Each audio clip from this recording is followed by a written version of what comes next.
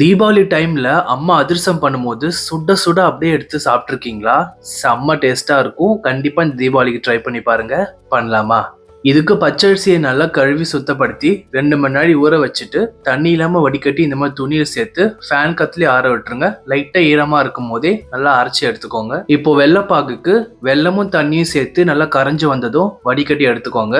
இப்போ அதே பாத்திரத்துல சேர்த்து இது கூட சுக்கு பொடி ஏலக்காய் பொடி சேர்த்து மீடியம் ஃப்ளேம்லயே நல்லா கொதிக்க விடுங்க. இதோட டீட்டெயில் அளவு எல்லாமே டிஸ்கிரிப்ஷன்ல கொடுத்துருக்கேன், செக் பண்ணி பாருங்க. நல்லா கொதிச்சு வந்ததும் தண்ணியில போட்டு பாருங்க. உருட்டுற பதம் வரும்போது ஸ்டவ் ஆஃப் பண்ணிட்டு அரைச்சு வச்சிருக்க பச்சரிசி மாவு சேர்த்து நல்லா கைவிடாம மிக்ஸ் பண்ணிட்டே இருங்க. எல்லாம் ஒன்னு சேர கலந்து வந்ததும் மேல நெய் தடவி எடுத்து வச்சுட்டு அம்மா அடுத்த நாள் தான் சுடுவாங்க. உங்களுக்கு ரொம்ப இறுக்கமா இருந்தா கொஞ்சம் பால் சேர்த்து மிக்ஸ் பண்ணிக்கோங்க.